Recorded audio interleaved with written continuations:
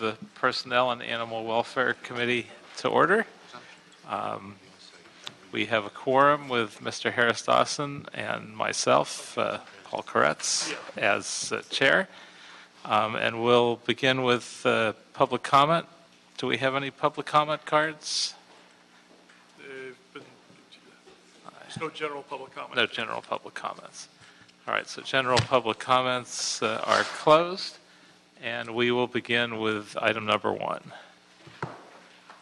Item number 1, communication from the Mayor and Personnel and Animal Welfare Committee report relative to the exemption of 1 Deputy General Manager, Airports 2, and 2 Assistant Airport Police Chiefs for the Los Angeles World Airports pursuant to Charter Section 1001B4. And do we have a staff person here to make this report?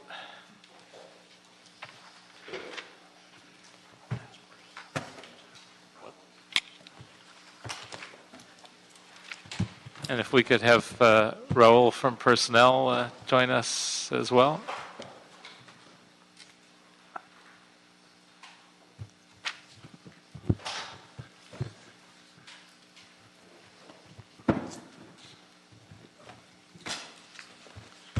Good morning, everybody. Good morning. Good morning. Good morning, Mr. Chair and honorable members. My name is Dave Maggard. I'm the Airport Police Chief. With me here this morning is Deputy Executive Director of Public Safety and Homeland Security, Pat Gannon, Deputy Executive Director of External Affairs, Trevor Daly, and Director of Administration and Human Resources, Paula Adams. I am presently here to specifically talk about the 2 Assistant Airport Police Chief positions. We're here today to ask for your support of these 2 exempt Assistant Airport Police Chief positions that were recently vacated within the Airport Police. These positions were originally created in 2007 as airport police rapidly expanded after 9/11. As you are aware, LAX has been the target of a terror group and has also been impacted by 2 active shooter incidents. It is a dynamic environment that creates safety and security challenges every day and every night. LAX is also embarking upon a multi-billion-dollar capital project that will include the Landside Access Modernization Program. Our Airport Police Division is 1,100 strong. About 560 of our people are sworn police officers. It is critical that we are able to recruit and appoint the very best people possible to fill these crucial executive leadership positions. This recruitment process sought applicants from throughout the country. However, the 6 airport police captains were eligible and invited to participate in the process as well. Of the captains, 3 applied. 1 has withdrawn from the process, while the other 2 participated in 2 rounds of interviews. It is my strong commitment, as it has been for my predecessor, Pat Gannon, to make leadership development the highest priority. As a result, our captains have been attending the California Peace Officer Standardized Training Executive Development Program. They've also attended the California Police Chiefs Association very popular Role of the Police Chief course. During this past year, we have had 2 police lieutenants graduate from the prestigious FBI National Academy in Quantico, Virginia. Another lieutenant was just accepted to the highly regarded California Post Command College. In the past 4 years, we have promoted 40 of our members into leadership positions. In fact, just this week, I announced the promotion of 3 new lieutenants. The men and women of the Airport Police do critical, important work every day. There are understandably and appropriately very high expectations of me and those I serve with by those who lead this airport in this great city, by you. The safety and security of our 80 million passengers and 50,000 airport employees is a huge responsibility. I need the very best leaders to provide the highest levels of public safety service. As such, I respectfully ask for your support in providing these exemptions and fill these positions while at the same time working diligently to continue to develop our next generation of leaders. Thank you so much, and I'm prepared to answer any questions you may have. Anyone else have any comments before we begin? Good morning. I'm Pat Gannon. I'm the Deputy Executive Director of Public Safety and Security. Very briefly, just that I strongly support these exemptions for these 2 positions and appreciate your consideration of that. And to also let you know that the CEO, Deborah Flint, also strongly supports this effort also. Thank you. Good morning. I'm Paula Adams, Human Resources Director and Director of Administration at the airport. We are respectfully seeking your support in these exemptions. We have a team in place today that is more committed than ever to the professional growth and development standards of our police professionals. We are building relationships in ways that we haven't before, and we want to demonstrate to our constituency, the 80 million passengers who pass through our terminals on an annual basis, that we hire the best, that we are the best, that we're reaching for the gold standard in airports delivered, so that we can make good on the $14 billion of investment that our Board of Airport Commissioners and our City Council has approved. Thank you. I have a long list of questions, but one that's not on the list, which I do want to ask, is my understanding of the charter is that the exemptions need to be approved before recruitment. Am I right or am I wrong?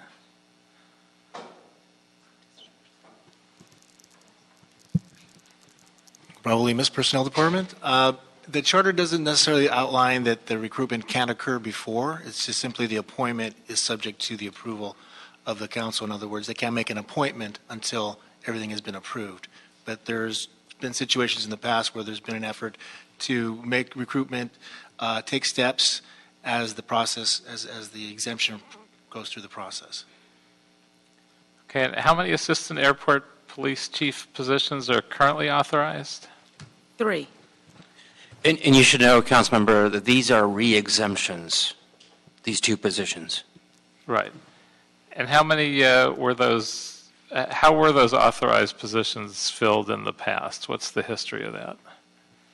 So originally in 2007, they were filled from folks from outside of the city of Los Angeles, and they all served a few years in that seat. When they moved on to other roles, we elevated one of our internal police professionals to assistant airport police chief. He had earlier served an interim role as the police chief for the department for nearly a year. We did expect that he would remain with the department and move up to the level of chief, but for his own reasons, when he reached his 25-year anniversary, he moved on to the city of Inglewood. We had another 29-year police professional who is presently one of our captains, serve on an emergency appointment for 9 months. We anticipated that he would compete for the permanent role, but for his own reasons, he chose not to compete. Outside of those 2 appointments, all of the other positions have been filled by persons from outside of the city of Los Angeles. And the charter requires the department to describe the circumstances that preclude filling the position through the civil service system. So what are those circumstances, and why do you believe these positions have to be filled not through civil service? Well, in order to attract and retain the best talent available in the nation, we believe that it's prudent and responsible for us to cast the widest net possible. All 6 of our captains do have the ability to compete in that. It is not unusual that as city employees rise up the ranks, that at some point in time they are competing for an exempt position. So there are other models within the city for that. But again, the public safety and security program that we have in place for our airport, we are working towards the gold standard. We want to be Olympic ready. We want to be ready to respond to any and every emergency that may present itself, not only for the traveling public that we serve, but also for the 30,000 employees that are hired by our LAX partners and the city. So we are looking to hire the best, and we believe that casting that net broad enough gives us the ability to recruit and select the best candidates. Our captains are 6 strong, and we just don't believe that a candidate pool of 6 is an adequate review to fill 2 positions at one time. So it was very important to us that they had the ability to compete, but as you heard the chief said, 3 decided not to, 3 did, and 1 removed himself from finishing the process. Now, you said there's an urgency to fill these positions, but I believe one's been vacant for around a year and one's been vacant for 6 months. How much did you miss them? It seems like the sky didn't fall, and they seem to be, Well, the department sky seems has to be been- functioning okay. Pardon me. The sky has been falling. It's been very difficult to sustain our normal operations. Human resources staff has supported the chief to the best of our ability to help him move his operations forward. We did begin seeking an exemption quite some time ago.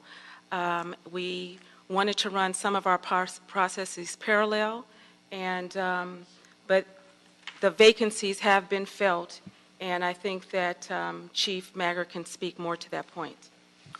Thank you, Mr. Chair. Obviously, the initiation of one of the assistant chief positions came after I was promoted in September, so it was at that point that we began talking about the process. It was about the same time that the other assistant chief also departed from the city of Los Angeles, so certainly the interest and desire was to try and fill those 2 positions as quickly as possible. We've stayed steadfast to our commitment to go through this process up until and including today. And so we appreciate that opportunity to do so, and we want to make sure that we do it in an appropriate and correct manner. I can certainly tell you, though, that those assistant chief positions have been missed. We are a large organization, an 1,100-member organization, half of which are sworn police officers with a tremendous responsibility each and every day. At the same time, trying to get better every day. Every police department in the land has a responsibility to be better tomorrow than they were today. And so that's my goal. That's my desire. That's my vision for the organization, as I know it, the leadership of the airport and this city. And so I can't do that without the other 2 assistant chiefs. And so that is why we want to make sure that we get this done. And of course, we want to make sure that we're bringing the best people to those positions. And you are correct that the one position was vacant for a year, but the majority of that time was on a leave, and we were unable to fill the position while that individual was on leave. And for the record, Mr. Rue has joined us, and we are still on item number 1. Questions for the personnel department. Can the department develop a civil service exam for the airport assistant police chief position? Yes, that's possible. We would have to meet with subject matter experts and understand exactly what needs to be tested for and the best methodology for that kind of exam, but it is something we could do. How long do you think it would take to go through that process, and are there council instructions that you would need to begin that process? We would need a request from the department that's what they wanted to pursue, an exam for this position. Since we have not conducted an exam for this in the past, we would have to create something from scratch. So we would, I would imagine, 3 to 6 months before we could have a list available. And what are some of the things you could do to increase the pool so it would be more reasonable? Well, we would most likely give the exam on both a promotional and open basis, and we would have to work with the department to see what the most appropriate manner to recruit the candidate pool that they were looking for. Okay. And I have a question, and I know we discussed this, but I still think it's somewhat confusing and should put this on the record. I've seen hiring specs go back as far as 2007, which state, at the very least, those who are recruited for assistant chief of police positions must be post-certified. So if you could please explain what a post-certification entails. So post-certification is the California Peace Officers Standardized Training. They are the group out of Sacramento that oversees training and certification of peace officers in the state of California. Generally speaking, post-certification would be peace officers and other personnel working for a police agency, law enforcement agency within the state of California that is a member of POST. And generally when people are talking about post-certification, they're talking about peace officers having gone through some type of minimal training in order to earn that certification as law enforcement officers in California. And why wasn't post-certification included in the qualifications for the Assistant Airport Police Chief in your current request? Well, when we recruited, we now know today that certain federal agencies, if we have retired personnel from certain federal agencies, that if they come to the state of California, that might prove to be more challenging for them to obtain that certification, but they can still be highly qualified and meet the class specifications as promulgated by the Personnel Department. So we left that open in case we had FBI people apply, Customs and Border Patrol retirees apply, or other law enforcement agencies that are at a federal level. And has anyone ever made an effort with POST to get them to accept those categories? The questioning, excuse me.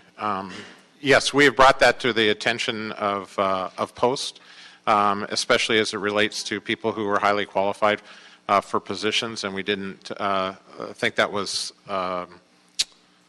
fair and limited some really good applicants if that was the case, and they've made no move to go in another direction at this time. If I can also talk or speak just quickly about the examination portion of it that you had a question about, Councilman, please keep in mind that neither Los Angeles Port Police nor the Los Angeles Police Department test for their assistant chief positions. Okay. Questions or comments, gentlemen? Thank you, Mr. Chair, and thank everybody who's come and given presentation on this. I just wanted to see if I could get a description of this in more clear terms. It sounds like you're saying there are 6 people who could apply from within the department, and there are 3 who did, or 2 who did, or one who did. And There are 6 who were eligible. Of those 6, 3 submitted an application and applied. And during the interview process, 1 withdrew and did not take the second interview. so essentially what you're describing is a situation where the main airport of the second largest city in the United States has 2 people to pick from assistant chief, unless we grant this exemption. 2 internal candidates, unless we grant the exemption and look more broadly. Got it. Thank you. Mr. Rue, any questions? Wait, that confused me a little bit. So, It was meant to do the opposite. so if we don't grant the exemption, this process moves forward internally, and you only could pick from the 2 internal captain positions from them?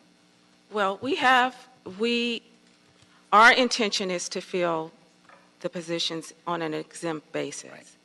If the exemptions were not to be approved today, we would return to the department and re-strategize.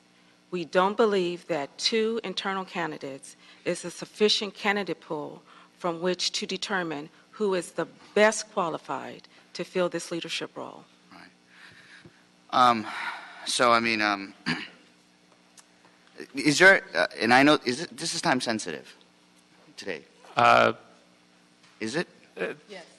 Yes. It's somewhat debatable, Yeah, but yes. I know it's scheduled for council immediately after, because I mean, I just got a flood of information yesterday and last night, so I really would love not more of an opportunity to vet this through, but it's not possible to extend at all, right? No, under the charter, if the action's not taken today, it's presumptively approved automatically. So we would have to take an action. Okay. And where's the mayor's office on this? Is the mayor supporting this? They are supportive of it. Sure.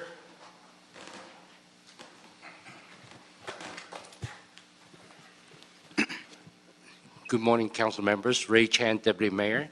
And I've been working on these 2 exempt positions for at least 4 months. And first of all, these are positions that have been exempted before, and we're only asking for re-exemption. Yes, LAWA, a while back, they did, post for the examination to outside candidates. Yet, because they believe that these are only re-exemption positions, and before re-exemption positions were much easier.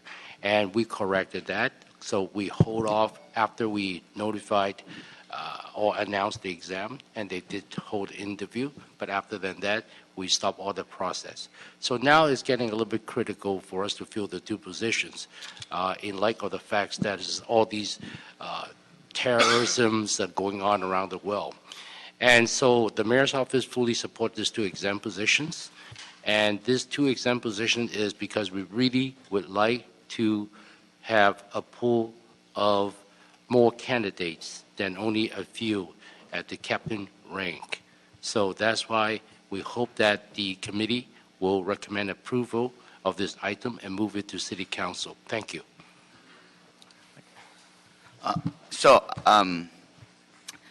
I really appreciate Lawa coming in and giving me an extensive briefing yesterday. Just wanted to ask one question I didn't ask yesterday was, for these 3 assistant deputy chief positions, in the previous, it's my understanding it was created in 2007, these 3 positions? Yes.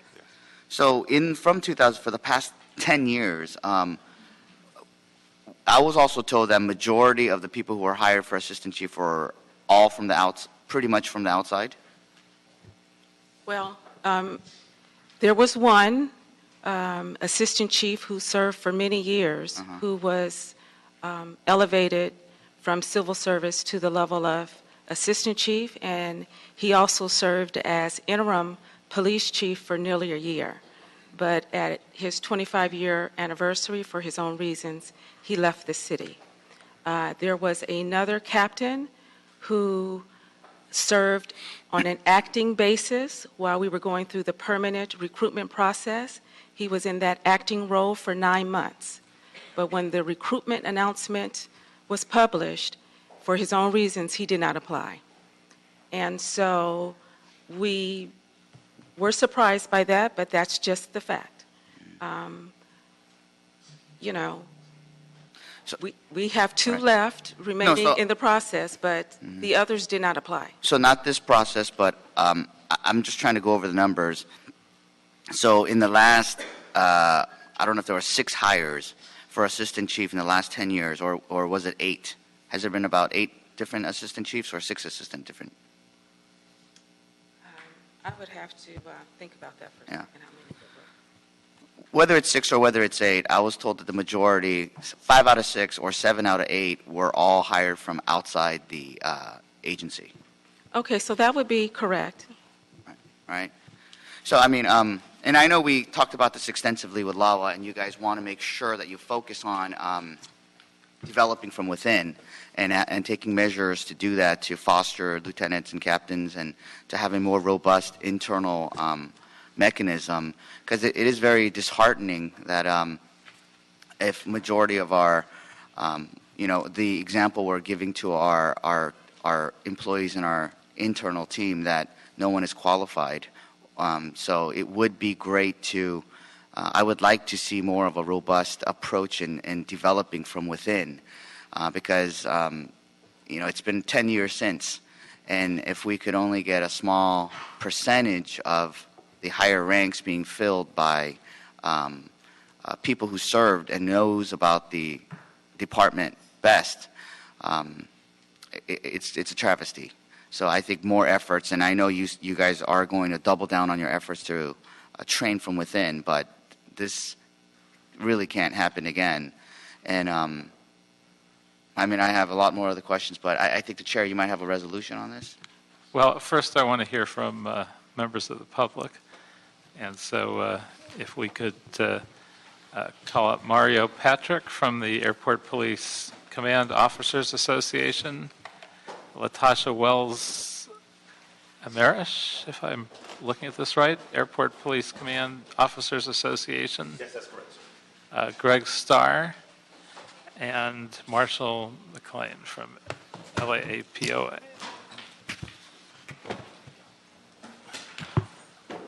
Well, good morning, commissioners, and thank you so much for allowing us to come in today to speak.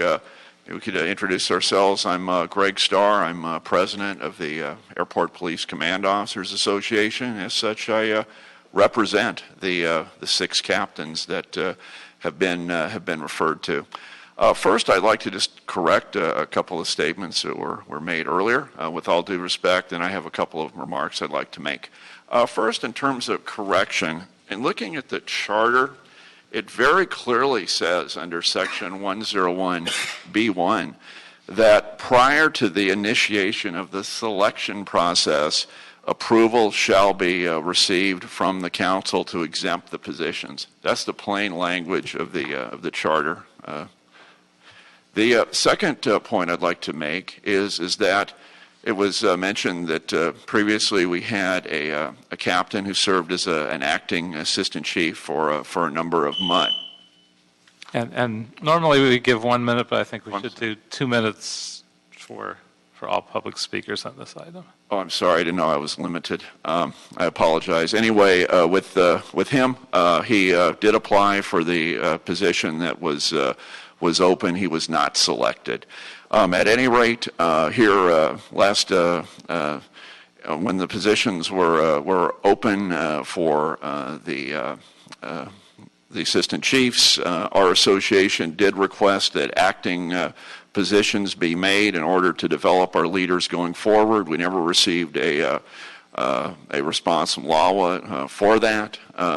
Then we sent a letter requesting that the department stop the process in September. After they started it, they never responded back to us. They continued the process. We had a number of meetings with the mayor's office in an attempt to come up to a resolution. Those are very productive.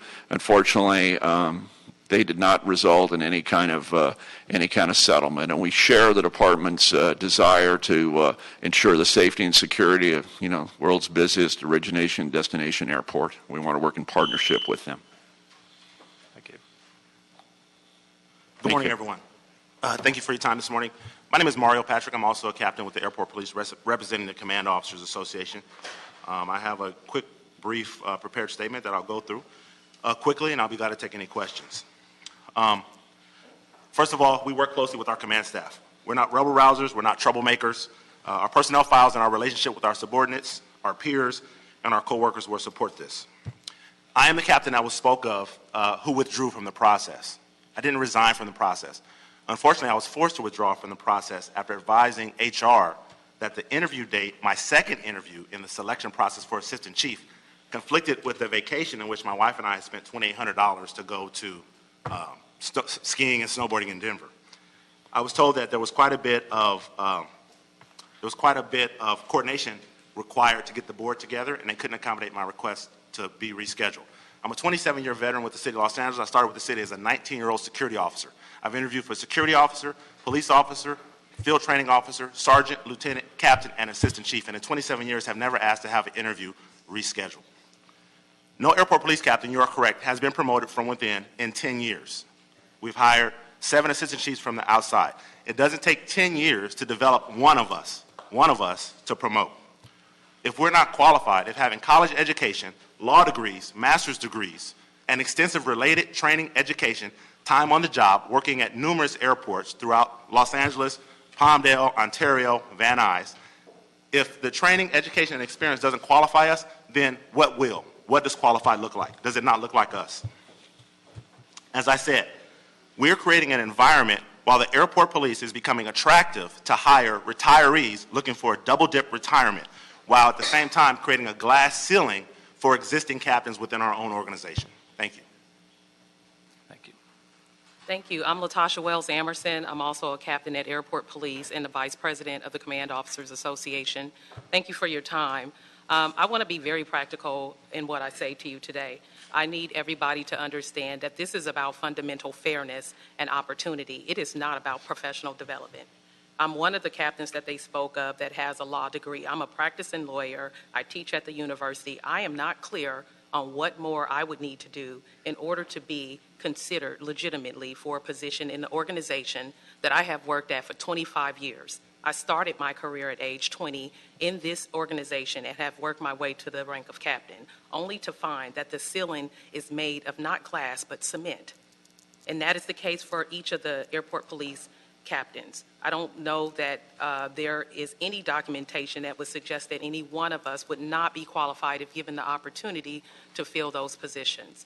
And I think that it's about fundamental fairness and it's about following the rules. We aren't asking for anything more than that. We are asking for the right thing to be done, and that has not occurred in 10 years. And without your assistance, I'm afraid it won't happen for another 10 or more. Thank you. Good morning. I'm Marshall McLean, the president of the Officers Association. This is monumental right here that you have rank and file officers and management on the same page, facing the same direction for the same goal. The fact is our agency is the fourth largest police agency in the county. I think we're in the top 15 in the state. Our agency actually trains airports across the country and some outside of this country. To think that we need to go to other agencies much smaller than ours to bring lieutenants in to be an assistant chief, and that's what I said. We've brought in lieutenants that have surpassed our captains and made them assistant chiefs, and one we actually made a chief of police. That's just ridiculous. The city of Los Angeles, we're talking about the gold standard here. We have employees here who work for the city of Los Angeles that are the gold standard. So this ideology that we don't have enough candidates in our pool to be able to draw from, so we have to go outside of our borders to bring someone in who's actually lesser qualified. So it wasn't just that they hired people from the outside all of these times. Those people that they hired from the outside were lesser qualified, some of lesser ranks. And then the situation as far as the FBI, you can't go over and apply to the FBI and ask them to change their rules because I'm a police officer. Post standard is the standard for the state of California. None of this would be allowed at any other police agency, let alone LAPD.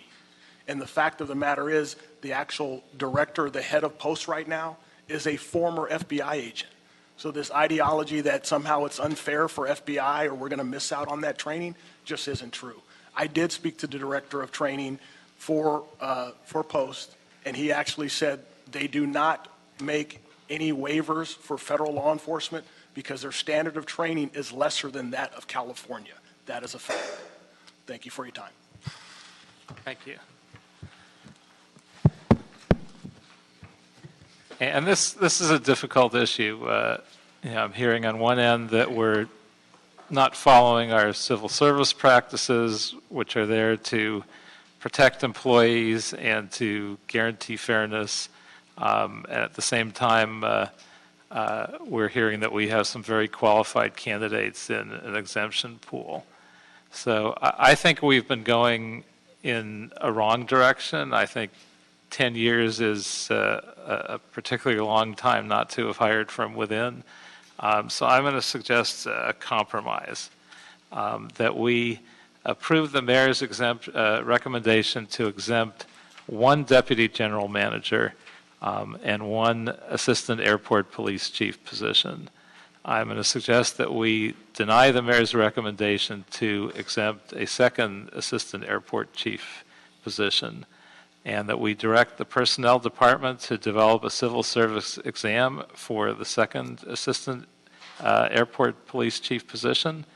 And for that position that will be exempted, direct LAWA to add post-certification to the qualifications necessary to become a candidate for this exempt position.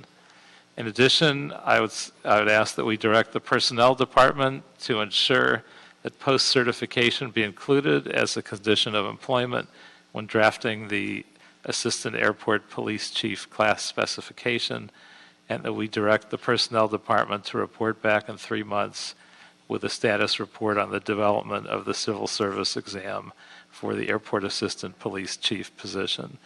I think we have a number of strong candidates for the exempt position. I'm not sure I want to totally waste those efforts, but I think we need to start moving back in the direction of civil service. I think it's true not just for the airport, but in general. I think we are getting too many exemption requests coming through. At some point, we will completely decimate the civil service system if we keep in this direction. And so I'm suggesting this as a compromise that will keep neither side happy, but I think will accomplish the goals of both sides to some degree. So that's my suggestion. If there are no objections, that will be. Could I ask a question? Sure.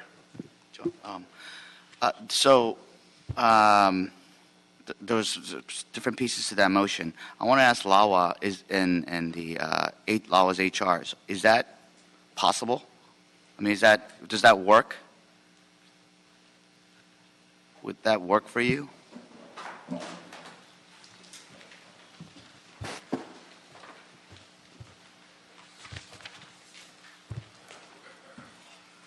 Because I think you put some extra requirements for the exemption, right? You added a few things. Yeah. So does this?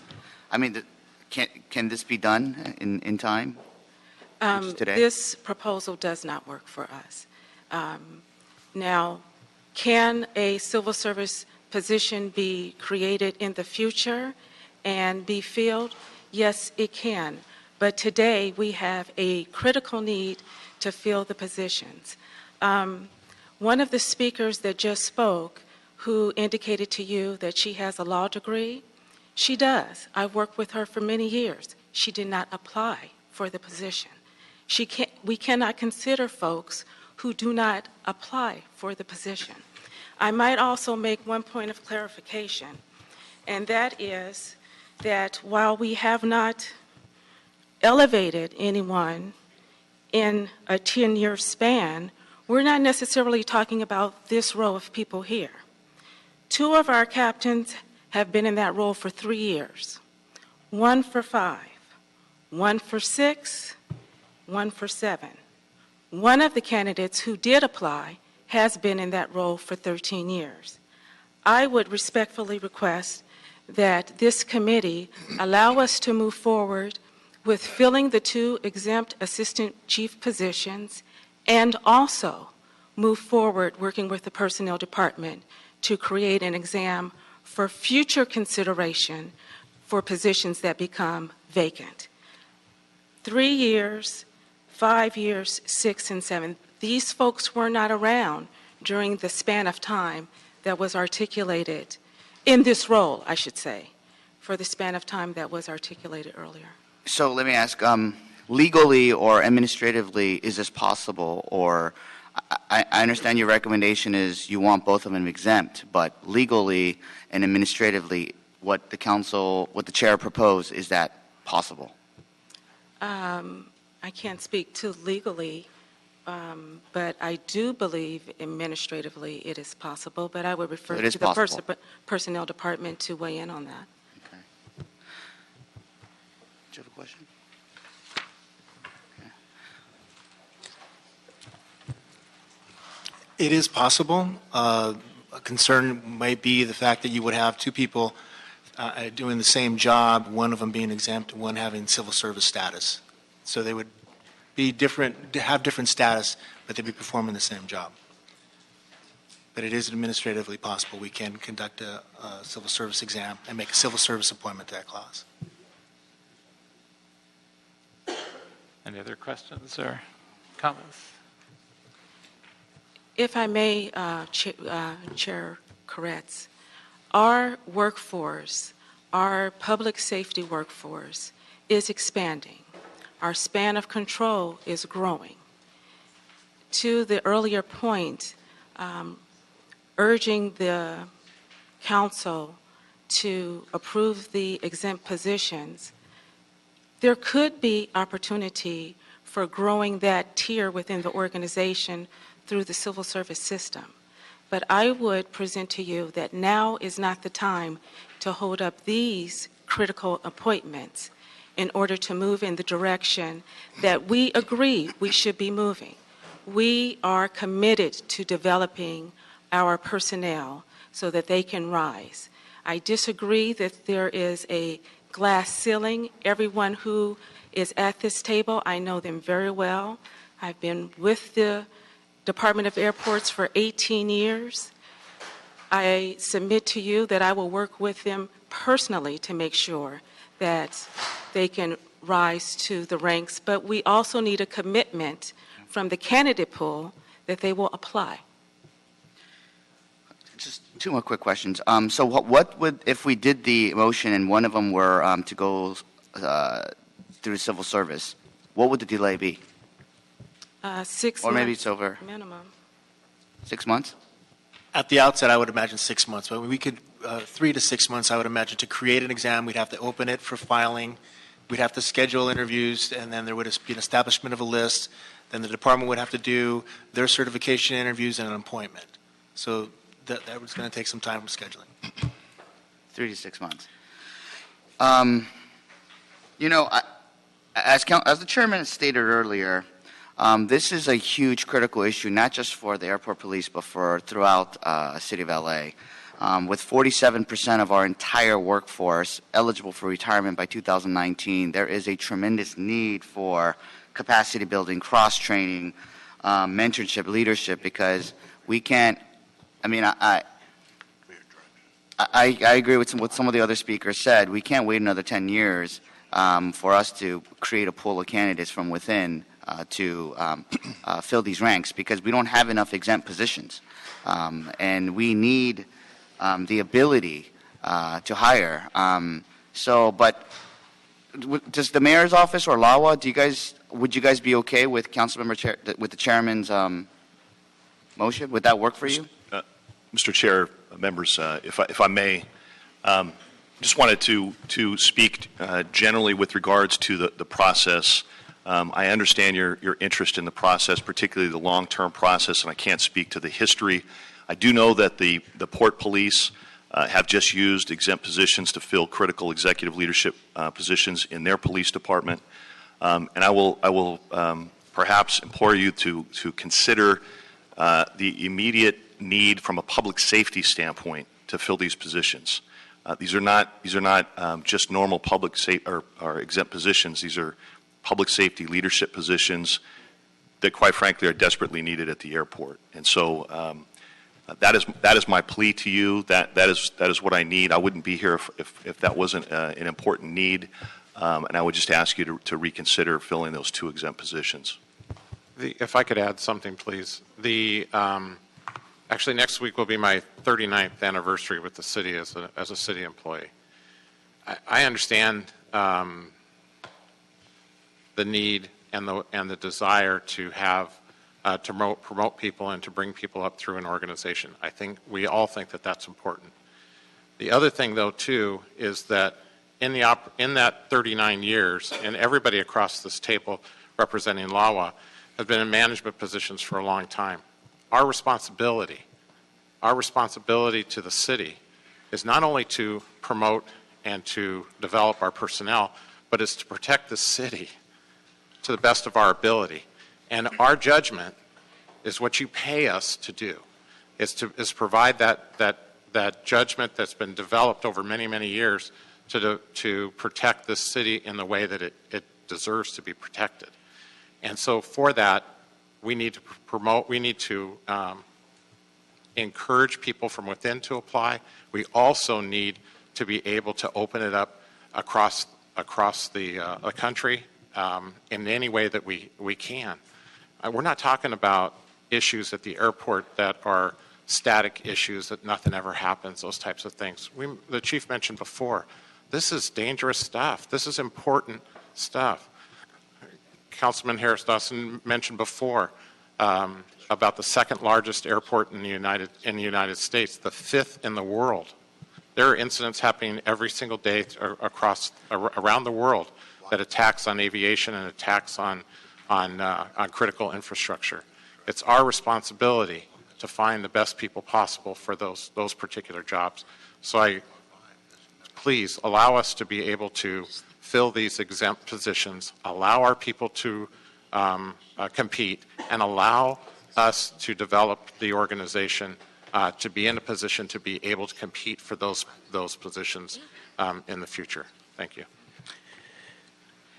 Thank you, Mr. Chair. And this is, you all have put a very tough situation in front of us. On the one hand, we want to be able to grow people, hopefully from the city of Los Angeles. I was very heartened to hear that you've been here 18 years. We got folks that have been here 20, 25 years. That is very, very meaningful to us, and we want to continue to grow our workforce in that regard. For me, the exemptions are something that we're always reluctant to put forward or to support. However, in this case, and I guess this will be a question for personnel, with something as sensitive as the security of the airport and the city, given the nature of terrorism around the world, and given that we're applying for the Olympics, and given that this is an editorial comment, we frankly have someone in the White House who's inviting people to attack the United States. I'm just curious about the extenuating circumstances that face the airport that might exempt it from this kind of debate that we're having. Because, I mean, if this were a debate about any even slightly less sensitive position, I think I'd fall on the other side. But it seems odd to be having this kind of discussion over something as sensitive as the public safety of the airport. Those issues that you describe are exactly, I believe, what the Charter provides the exemptions for, is to allow a larger candidate pool to not have to address the promotional and open and the civil service eligibility list and all the complications and the measures that are in place for civil service. So as the airport management had mentioned, their concerns of getting the best candidate pool possible is the focus. I have to add a question. So if we did what I'm suggesting and you had to use civil service for the second position, are you compelled to only continue to consider 6 chiefs? Can you consider other folks in the department? Can you open it up across the country to folks that would be qualified under civil service? Or are you just stuck with the original 2? Can you reopen it to all 6? We would have to work with the department to establish what kind of requirements that they would be looking for, if they were going to set them at the captain level or if they wanted to go lower internally. We would have to address an open candidate pool. What would that look like? What is the level that they would be looking to recruit? Then we would have to deal with the open versus promotional list. The Charter provides that the promotional list has to be used first before the open list, but depending on the number of candidates that we receive, they may be able to get to the open list immediately, or they may not. It may be blocked by the promotional list. So those are the considerations of the civil service that make it complicated. So there are a lot of options, though. We're not just limited to 2 people that remain necessarily. Possibly, yes. If we created a civil service classification, the candidate pool of 6 still would not be sufficient. We would have to open it up for others to compete. At minimum, we want to see 5 more people than the number of vacancies, at minimum. And so we would be presuming that all 6 would apply. I don't know if that would be the case. But if you opened it up, you could get presumably much of the same candidate pool, but go through a more appropriate process. I mean, that's a hypothetical because, quite frankly, there are times when candidates prefer to apply for exempt positions because the recruitment tools that are in place to relocate them from other states don't necessarily exist for civil service positions. So I guess technically you are correct, but there may be some other challenges. Councilmember Koretz, I just wanted to let you know that I spoke to Deborah Flint and walked out in the hall and let her know what was happening and the compromise you presented. She wanted to make it clear to you and to your colleagues that she has charged and tasked Chief Maggard with the development and succession planning of the sergeants and lieutenants in the department. And I spoke to her about the compromise, and she respectfully disagrees because she finds that the two exempt positions are an immense priority right now for the department, and it's something that we need to fill right away. And she has wanted me to express to you and to your colleagues that it's a big priority for her and for the department and for the leadership of the airport. All right, well, I'd like to ask that we have a roll call vote on this item. What are we voting on? Voting on. Okay. The motion that I proposed. Is the proposal to approve the Deputy General Manager position and one of the Assistant Airport Police Chiefs. Additionally, there are a number of recommendations as far as developing a civil service exam for the second Assistant Police Chief position. That is the proposal. Now call the vote. Wait a minute. I don't think that amendment got a second, though. As far as I know, I was thinking of seconding it, but I asked. That's why I asked this line of questioning. as far as I know, if within the context of the committee meeting, it's not It should be required. Seconded. It wasn't. No, every other motion we've ever had in this committee has never required a second. Why this one? It's amending the motion before you. We have done that before and never required a second. So why is this item special when that's not been the practice? If I was under the impression the prior motions had the support, without a second, you have no support. Well, it's an unusual process, but I'll ask if there's a second. I guess there's not. Okay, so additionally, as part of that proposal, we would disapprove the exemption for the moment on the second assistant police chief. As far as I know, in regard to second motion, in my experience, I've never come across that in a committee meeting, so I'm going to have to defer to higher authority. So I'm very uncomfortable with this vote. But I have to support the mayor's recommendation as well as what the public safety at risk and what Councilmember Marquise Harris-Dawson has eloquently stated, as well as LAWA. I mean, we are living in a treacherous time. So, I mean, I'd like to move the motion at hand that was recommended by the mayor's office. In which case, we could take two separate votes of the version as proposed by the chair and propose the version proposed by yourself, which would be simply to approve all the exemptions of all three positions.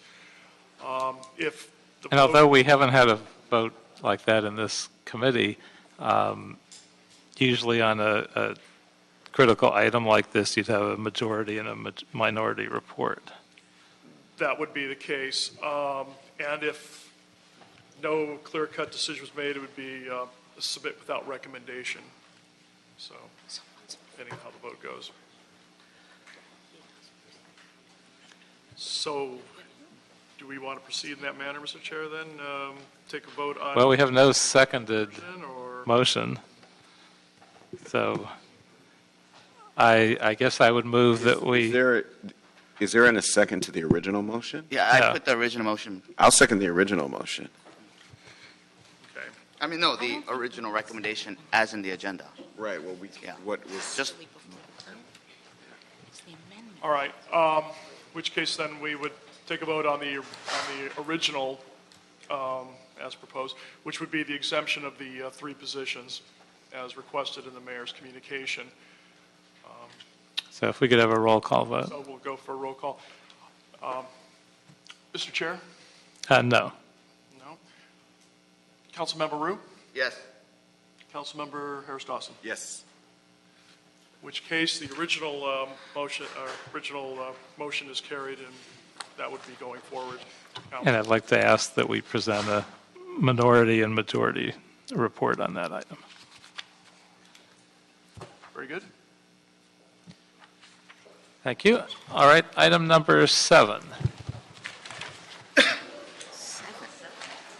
Item number 7, motion Rue Blumenfield et al. Relative to prohibiting the exhibition of wild or exotic animals for entertainment or amusement, with exceptions for accredited zoos, legitimate filming purposes, research facilities, and legitimate conservation-related programs or presentations.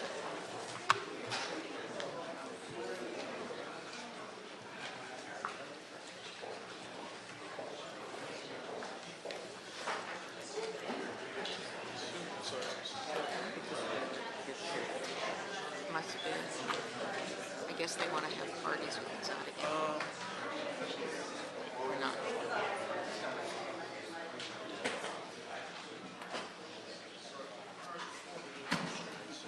What?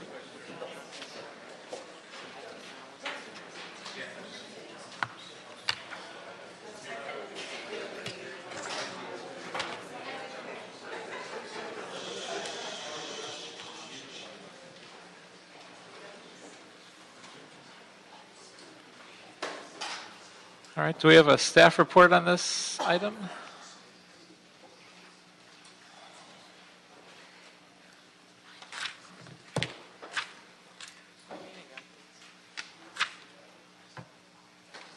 don't know.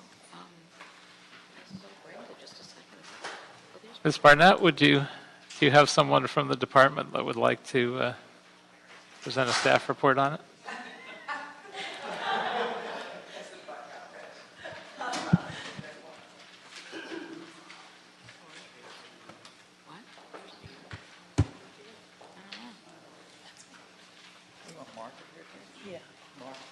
what?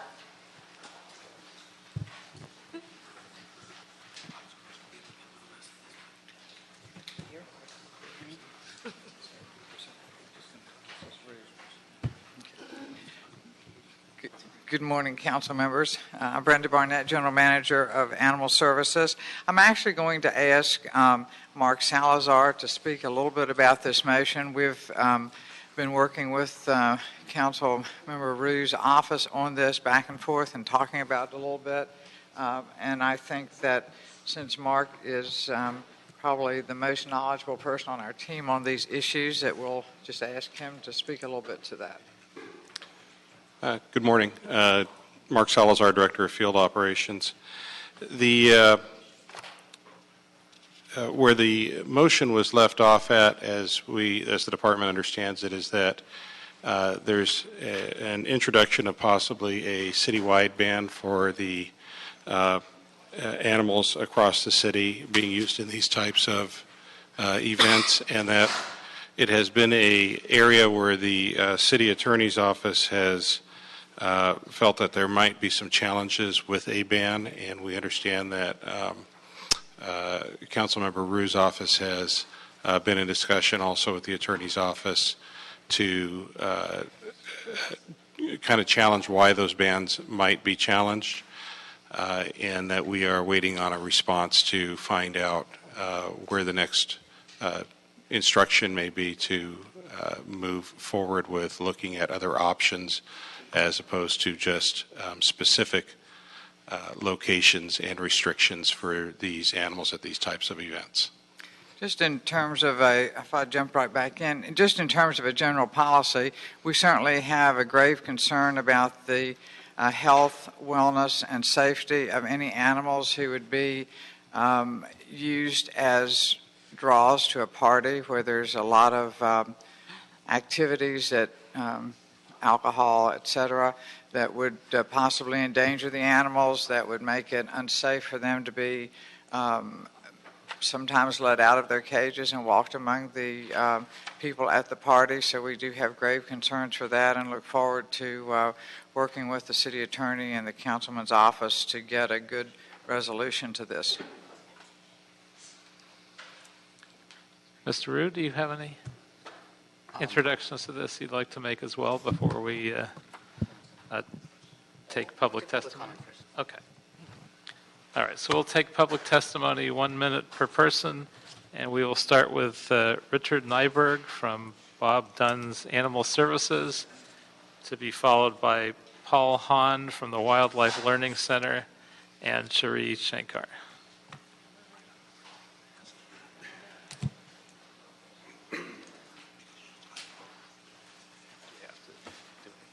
Morning. My name's Richard Nyberg, and I oppose this ban. I'm not much of a public speaker, so I wasn't prepared for this. So Doing good. Take sorry. your time. I oppose it because I can't. We rescue a lot of these animals, so I can't do this. So I just oppose it. Thank you. Paul Hahn.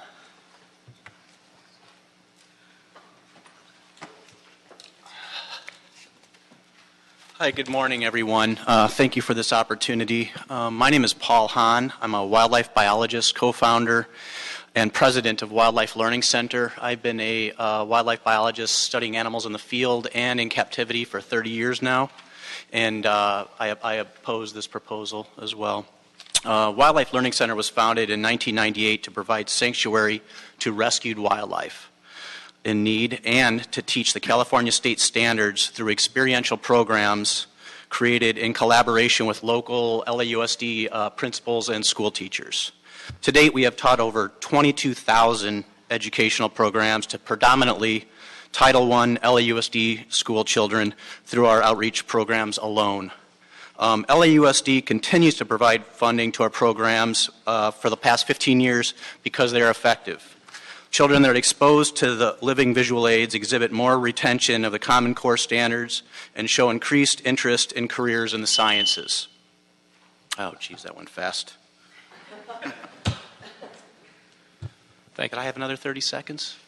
Yeah, I'll give you another 30 seconds. Thank you. I would appreciate that.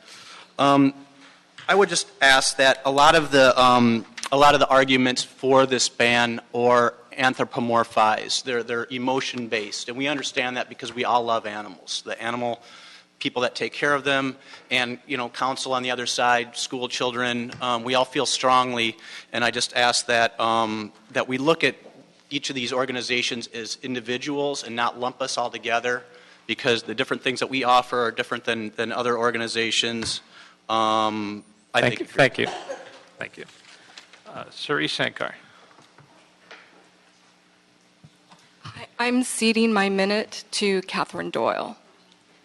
Is that okay? Not really. No. Why do you? If somebody else wants to speak, they can just fill out a card and speak. So there's no need to do that. Okay. Well, she's more of the expert, but I just want to thank the council members in this committee for finishing what Catherine Doyle and Councilmember Kretz and I started back in 2012, is to stop the use of exotic animals for performances. And I thank Councilmember Rue for introducing a beautifully articulated, compassionate, and understanding motion. And really, I mean, as to the person who spoke about his wildlife center, I mean, I think the big thing we're trying to address are taking baby giraffes to parties where they're drinking alcohol and loud music, or taking them to clubs. I mean, that's something we definitely want to stop. So, anyways, thank you for considering this. Thank you. Julia Murray, to be followed by Catherine Doyle. Good morning. I'm a lifetime citizen of Los Angeles and a lawyer here in downtown and a huge supporter of animal rights and of Animal Defenders International. I want to thank the council so much for considering this ban and taking it through committee and hopefully approving this ban.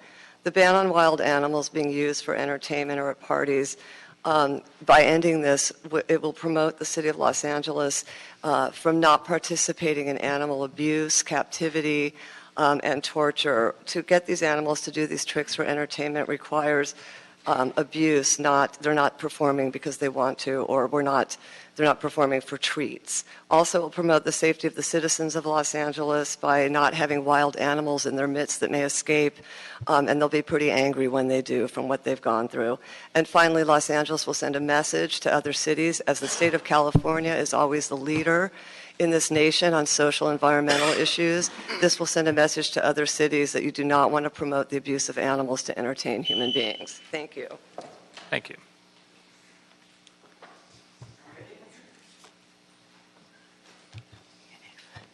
Good morning. My name is Catherine Doyle, and I'm the Director of Science, Research, and Advocacy for the Performing Animal Welfare Society, or PAWS. We operate 3 captive wildlife sanctuaries in California, including a 2,300-acre natural habitat refuge where we care for rescued elephants, bears, big cats, all from mostly from the entertainment industry.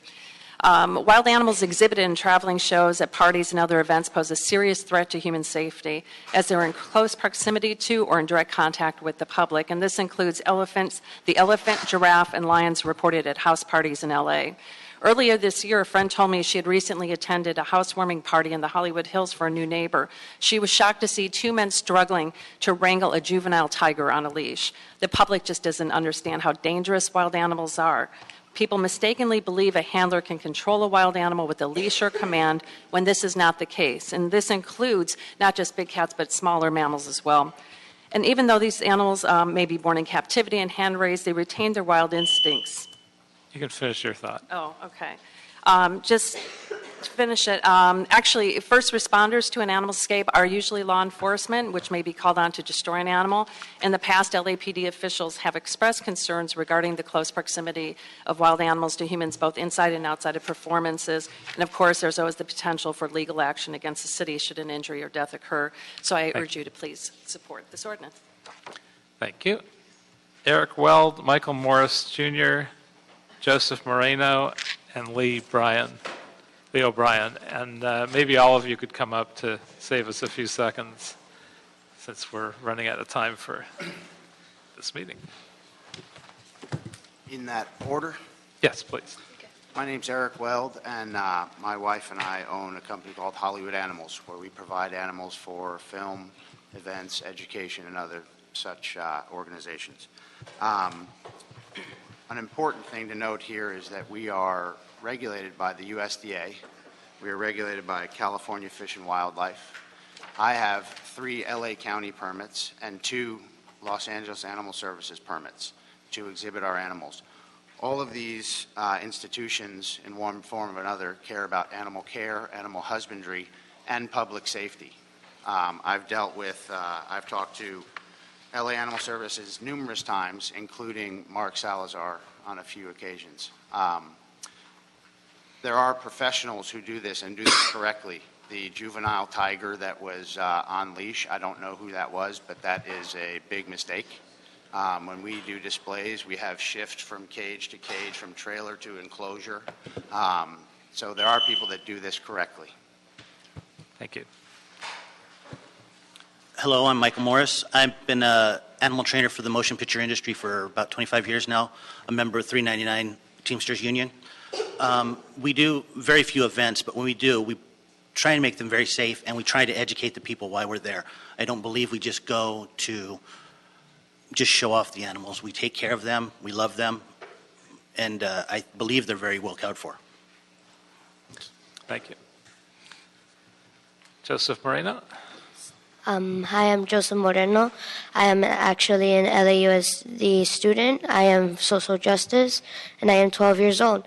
Now, I'm here in support for the ban because I believe even though there are professionals working with these animals and taking care, no matter how much you take care of them, they're never truly at home.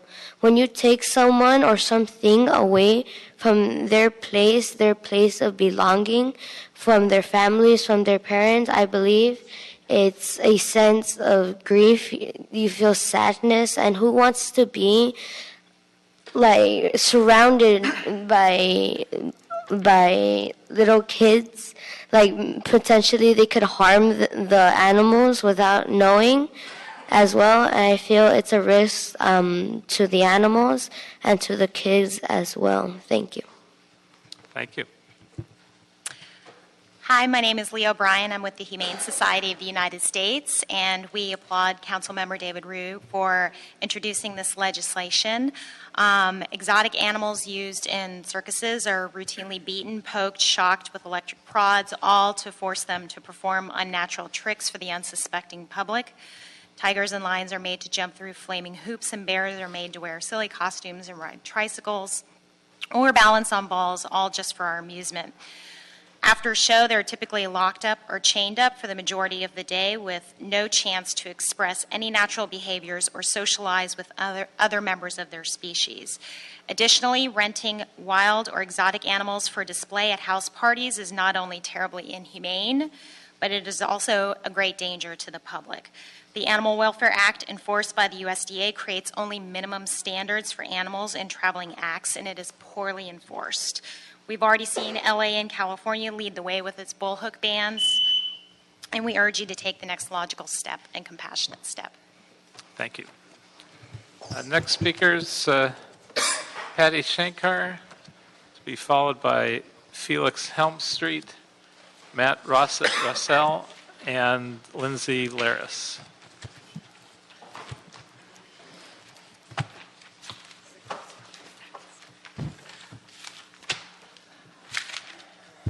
Good morning, Paul Committee. My name is Patty Shankar, and I want to wish you, Chairman, happy birthday. Thank you. And I thank you for writing this proposal.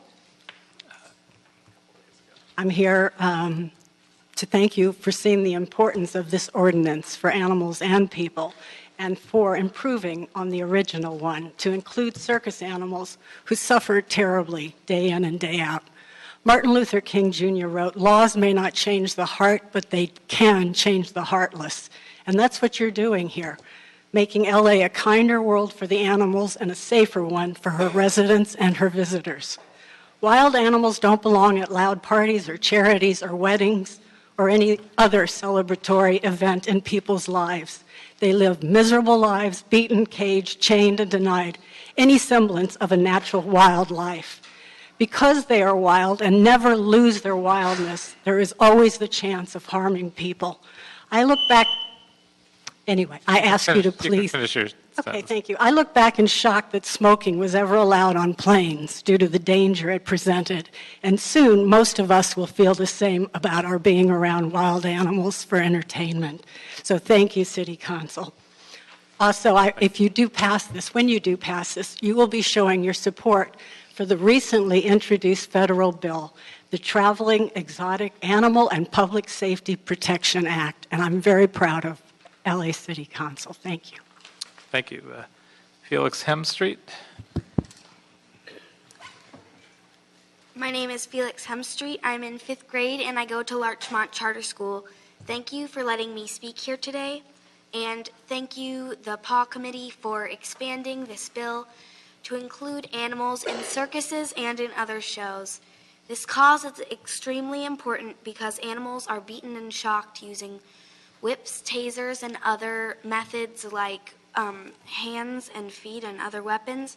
This is completely unacceptable, and it's all just to learn a trick. Animals are confined to tiny spaces to travel for most of their lives. In comparison, that's equal to a house cat living in a travel crate for most of their life. Your vote means a lot. It means a lifetime of suffering for hundreds of animals, or it means putting an end to an abundance of cruelty. What will you choose? Thank you. Matt Russell. Thank you, Chair Koretz, members of the committee. We really appreciate that you have worked so hard to bring this forward to the council and the expansion. We recognize that the inhumane practices and the public safety risks are the same whether you're in a party at the Hollywood Hills or at the Staples Center, and it makes sense to include the entire city. The evidence is very clear on this. We've submitted evidence to this item, and you just can't meet the complex needs of these exotic animals when they're traveling on the road, they're confined in small cages, moving around in unsecured areas, and the undercover evidence we've brought and other groups have brought show that the training is violent and that taking an abused animal into these situations creates a public safety risk that's just unacceptable. We have introduced a federal bill. We're working in other states, and this, when passed, will really help to be a catalyst for some of these other efforts. So thank you very much for working on this important measure. Thank you. Lindsay Laris. Good morning, Council. My name is Lindsay Laris, and I'm speaking on behalf of the Animal Legal Defense Fund. I'm the regional director for our LA office here, and we have approximately 6,000 members in LA County. Thank you for this bill. I think it's necessary to pass this, not only for all the reasons that have been stated here today for the animal abuse and protecting these animals, but also for the public safety and for the safety of the city and the taxpayer dollars. As you can imagine, it's only common sense that when you have wild animals interacting with the public, there's a lot of liability issues that can take place. And what has been shown is that cities can be sued, can be liable for this money. And even if these lawsuits are meritless, the taxpayer dollars spent in trying to defend this is just not worth the risk and not worth it for the sake of entertainment. Thank you. Thank you. Last two speakers, David Richard and Julia Gallucci, if I am pronouncing those two names correctly.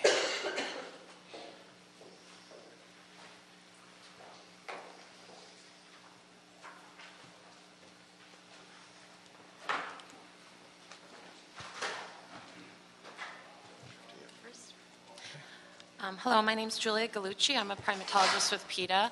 I also work independently as a consultant for primate care facilities in the U.S., and I'm a member of the Primate Scientific Advisory Group for the Global Federation of Animal Sanctuaries, which maintains standards for accredited primate facilities throughout the world. I have 18 years of experience working with primates in captive settings, and I'm here in support of the ban today and to speak specifically about the problems with using primates in entertainment. The entire lifetime of a primate is negatively affected when they're used for performances. It's standard practice to prematurely remove the babies from their mothers shortly after birth, which denies the infants the care and nurturing that they need for normal development. They're trained using methods that inhibit their natural behaviors, often through force and intimidation. The unpredictable nature means that primates can only be used for a short time as performers before they become unmanageable and very dangerous. They're usually then deemed useless to the industry and sold into situations that range from inadequate to outright abusive. You can finish your Thank thought. you. There are public safety concerns as well. Primates are unpredictable and frequently aggressive. In the past 10 years, more than 90 children and adults in the United States have been injured by primates. They can potentially transmit to humans dangerous viruses such as herpes B, which can be fatal to humans, viral hepatitis and measles. Also bacterial infections like Salmonella, Shigella, and Mycobacteria, which is responsible for tuberculosis. Thank you. Thank you. Hi, good morning. My name is David Reiherd. I'm with Wildlife Learning Center. We oppose this ban because we are concerned that this will limit the education that we provide on wildlife conservation and the life sciences. We do utilize live, non-dangerous animals in presentations that promote the conservation of species worldwide. We adhere to the highest standards of animal care and are regulated by USDA, California Fish and Wildlife, U.S. Fish and Wildlife. We have 3 permits with LA City Animal Services, and I dispute the argument that USDA is underemployed to oversee licensees. We are routinely inspected without notice, and we have the highest standards that any AZA facility has in terms of our animal care. And if I could just finish the point, AZA facilities are exempt, but the difference between an AZA facility and a non-AZA facility may have more to do with having a large gift shop or a restaurant and other guest services, and not have to do with the actual animal care that's given. Thank you. Mr. Root, do you have further comments? Thank you, Mr. Koretz. And I first want to thank everyone who came in to speak today, especially our young citizens. It must be spring break, right? Because you're not missing school, are you? But it's a very worthwhile cause. And not only are you speaking on an issue that you're passionate about, you also got to see government in work, in action with the earlier issues. But first, I really want to thank Councilmember Paul Koretz for your support and your continued leadership on the city's animal welfare issues. You've truly been a champion. And I also want to thank the community advocates, the Animal Defenders International, the Humane Society of the United States, the Performing Animal Welfare Society, and all the other great advocates like we have in the audience today who submitted their support letters for your efforts toward recalling this harmful and inhumane practice. Wild and exotic animals have a long history of being exploited for public and private entertainment in our city. We've seen it firsthand in Council District 4, where lavish house parties in the Hollywood Hills has been using exotic animals as props, such as an elephant, lion, and even a baby giraffe. Using wild and exotic animals poses a serious public safety concern to the community. The animals suffer from performing the unnatural acts expected of them, especially when coerced by the inhumane training techniques. And humans are at risk too, from the public safety hazards that also arise from animal mishandling. Treating animals in this manner has taught generations of people that it's okay to view wild and exotic animals as toys. This is completely unacceptable. It's time that the City of Los Angeles take action to make clear that exhibiting such animals in this way is no longer in line with our city's values.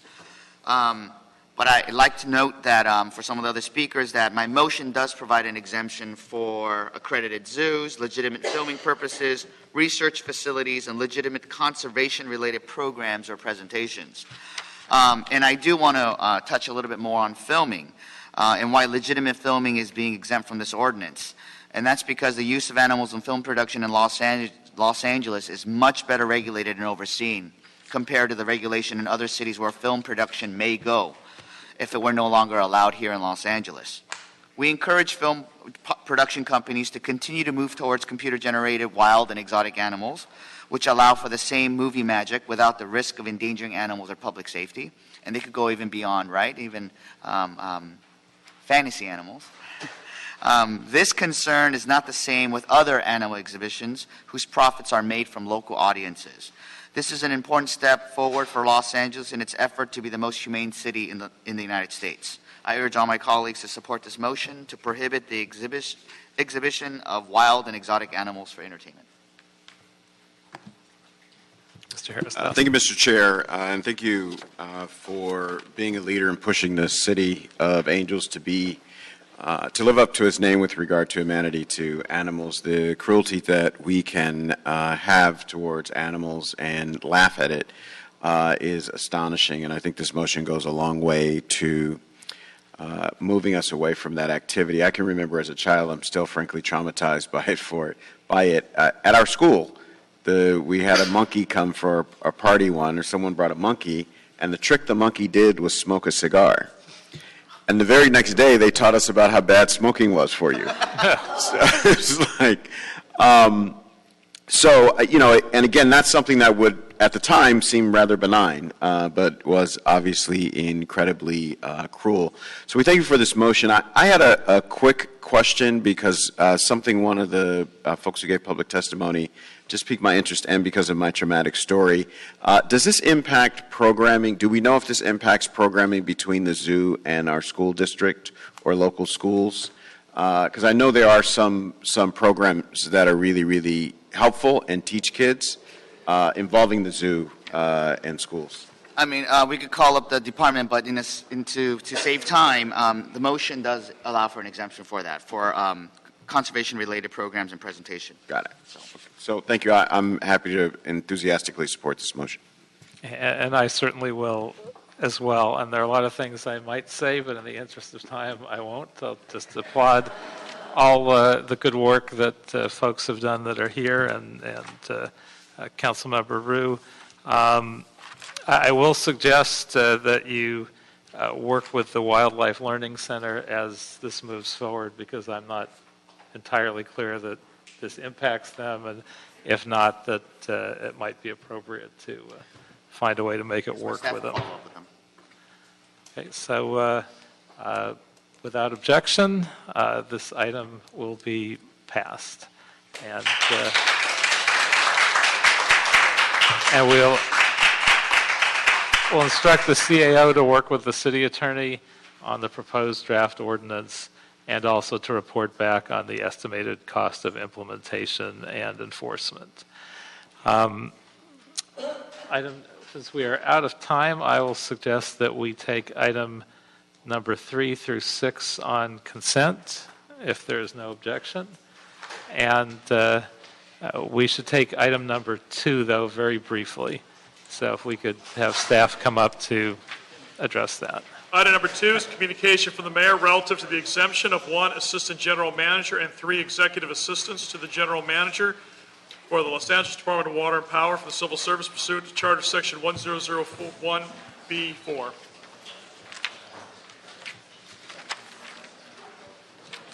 And if I could just ask one brief question. My understanding is that the charter gives LADWP 15 exempt positions that are separate and distinct from the 150 positions that the mayor and city council can authorize. And I believe 2 of those are vacant, if I'm correct. So if that is correct, I'm wondering whether 2 of these could be brought under that category rather than the other. The vacancies of the Dave Wright, general manager of LADWP, the vacancies that are under the 15 are currently under recruitment for positions that are already identified to be filled. And so these 4 items are in addition to those 2 that are already being recruited for. Okay. So none of those positions really are available to us, even though they appear so. Correct. All right. If there are no objections, I would move this item as well, and we'll accept the 4 exemptions. So I know we're late, but I have a question. So we just went over all this stuff on exemptions with the law enforcement officers, but these are for executive assistants. So I'm just curious why we need an exemption for it. These positions are to focus on the customer service aspects that LADWP should have been focusing on for a number of years and hasn't been. And then they're in the areas of low-income and multifamily housing, business development to enable businesses and small business services to expedite the process and get through all the different variations that they have to and procedures that they have to get into basically LA to not only be customers of us, but provide local jobs and to encourage more local jobs to come. A customer care officer, which would be equivalent to the chief financial officer, the chief administrative officer, the chief operating officer, and then the other one is to focus on the IT programs that are now going to be related, such as smart grid, 2 million touch points at each home and business in the city, the customer care and billing system that will receive all that information and then be part of the development process into an IT director position. And so if we said, all right, we're denying these 4 and you have to go through the civil service process, what harm would that cause? So there aren't individuals. These are unique areas, and there aren't individuals within the department that provide enough of a candidate pool to look at promoting into these positions. In fact, we haven't had a lot of these areas in the past, so there haven't been a strong focus on these areas. Like smart grid is new. The customer care and billing system and all the aspects that provide is a new system. The previous one was 40 years old.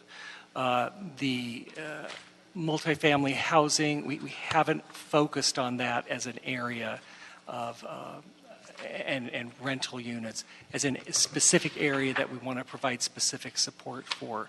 So we haven't been building those skill sets within the organization at this point. There might be some people that have that can apply, but there's not going to be an adequate candidate pool from which to select through a civil service process internally. So they could apply for the exempt positions. They but certainly not. can. And just to kind of answer both of your questions, sirs, this level of position is always exempt, not just for DWP, but others. So when you said, why do we need an exemption, it's because there are 2 additional positions, but they're always exempt positions that then, of course, civil service can apply to. They're open for them to apply, but this level.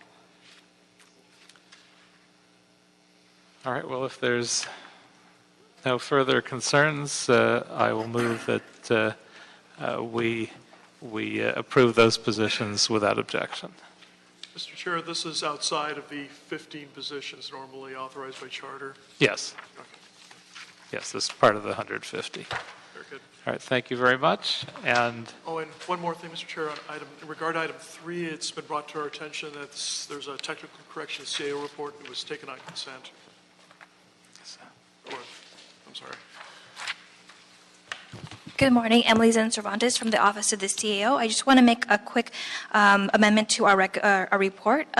We would like to amend recommendation 2C for item number 3 to say authorize the city clerk to place on the agenda on the first regular council meeting on July 1st, 2018, or shortly thereafter, the following instructions. Because currently the CAO report says 2017, so it's minor technical correction. Okay, so with that minor technical correction, we will approve that without objection. And with no more business before us, we are adjourned.